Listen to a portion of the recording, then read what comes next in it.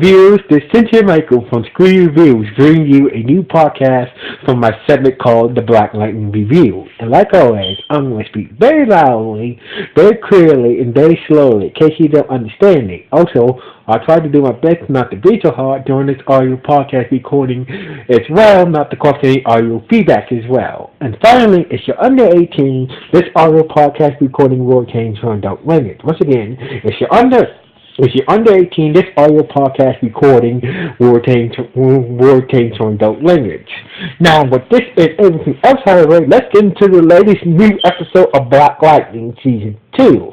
Now, I'm going to try to keep this review short, so basically, I'm going to just, talk about the main points about this new latest episode of Black Lightning. So basically, Khalil, aka Painkiller, and Jennifer managed to get away from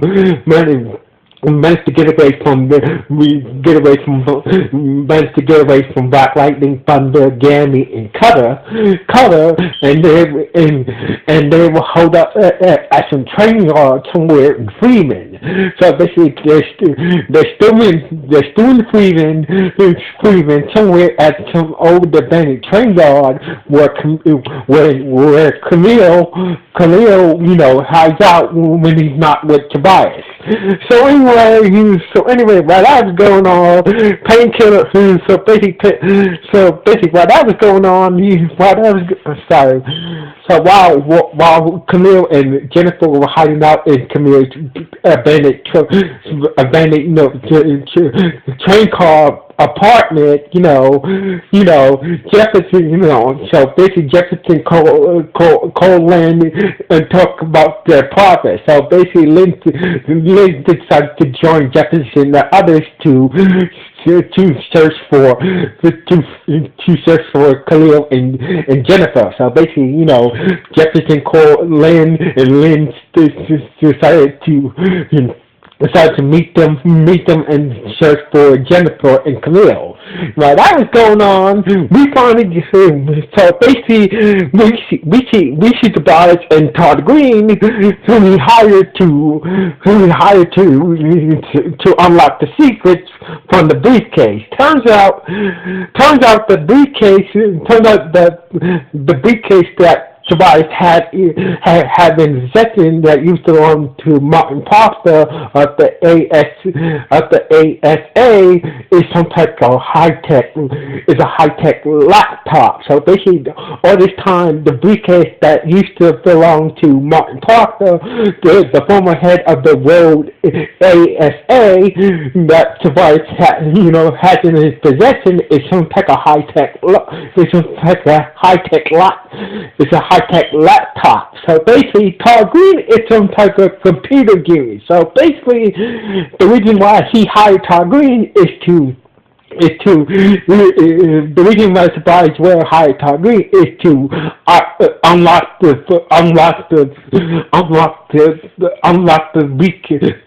briefcase laptop information. So basically, that's the reason why Tobias hired Todd Green to unlock the high-tech laptop secret information and whatnot. So basically, but Tobias did manage to get some information from the high-tech laptop computer before he hired Todd Green. So basically it got to do with the clinic that the church owns. So basically the information that Tobias got some laptops before he hired Todd Green, it got something to do with the clinic owned by the church. So basically, the reason why Tobias wanted to buy the clinic from the church because the laptop says it has some type of secret, but since he can't get any more information, so from the laptop briefcase, so that's where he brought Todd Green in. So anyway, Jefferson,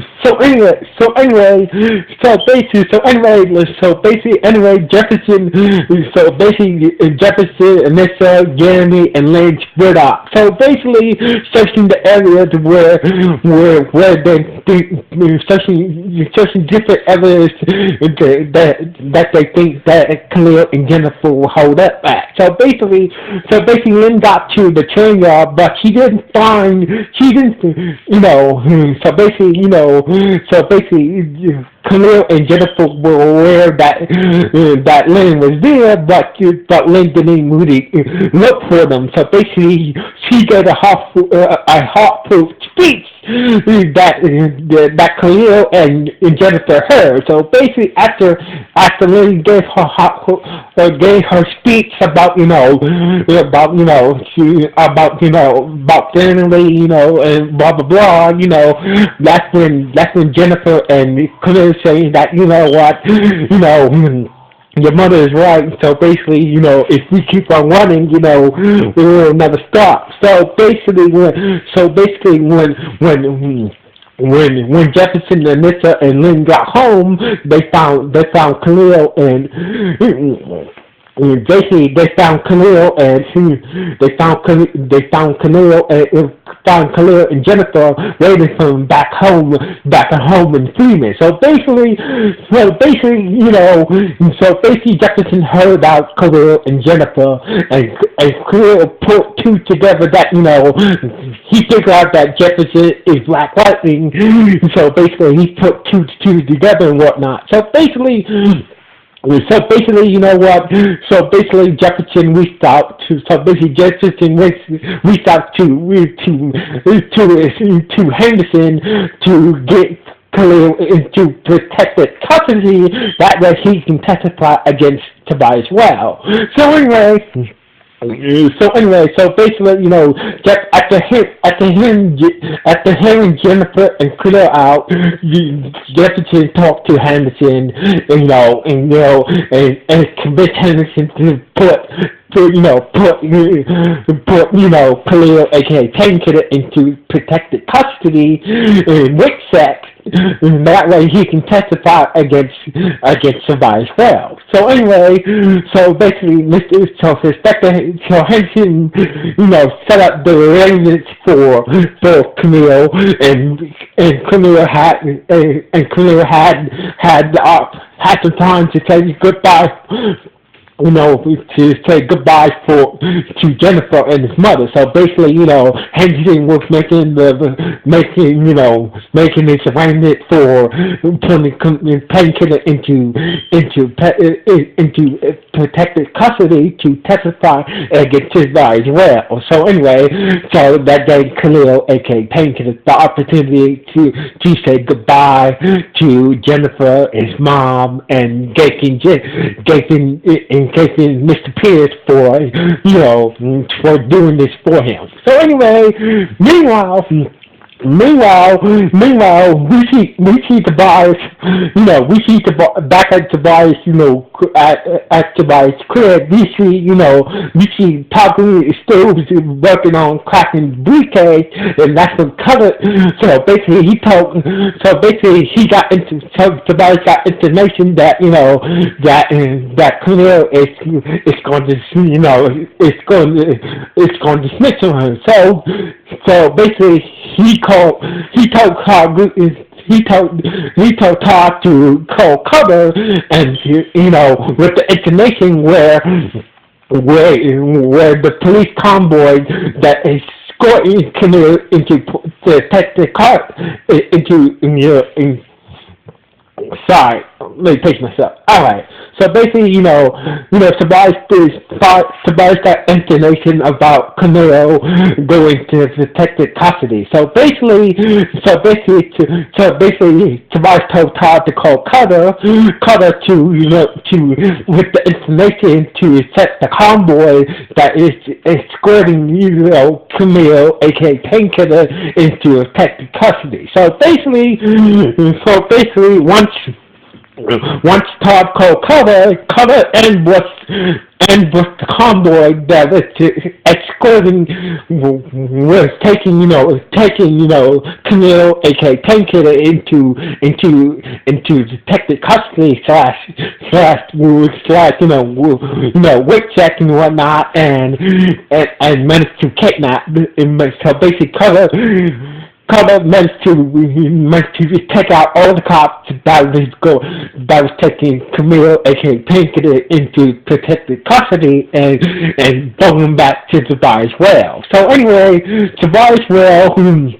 So basically, after a smart infill, so Camille made one final smart infill against in front of the Tobias Well. So basically, that's where Tobias Well ripped out Painkiller's, implant that made him walk from his spine. So basically, Tobias said that, if you ever tried to do training, like I said, I'll whip that implant from your spine. So basically, he whipped out Painkiller's implant from his spine and just left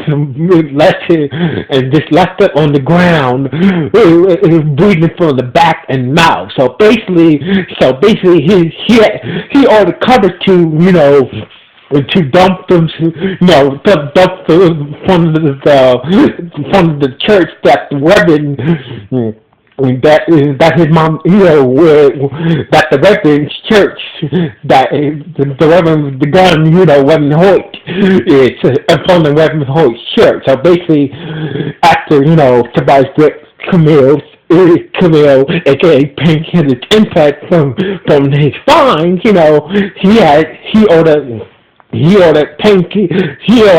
Cutter to drop from Reverend Hoyt's church. So basically, Reverend Hoyt, called the cops and whatnot, and basically, Jefferson called Lynn and told him what happened to Camille, and she had no, and Lynn told Jennifer what happened to Camille, what Tobias did to Camille and whatnot. So basically, Jennifer did not took the news very good after what Tobias done to Camille and whatnot. So anyway, a few hours later in the night, Todd Green managed to crack the beat So basically, a couple hours later in the night, Todd Green managed to crack the code for the laptop briefcase of Martin Proctor, and turns out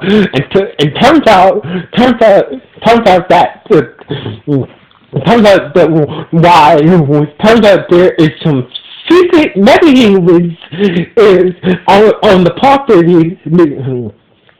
Alright, turns out the briefcase to do with that there are 4 metahumans on the property that the church credit is. So basically, it turns out 30 years ago, the ASS used to own the credit that the church now owned. But it turns out there are 4 metahuman pod people inside the credit somewhere, inside the clinic somewhere. So basically, some very powerful metahumans are inside the church clinic somewhere on the property. So basically, that's why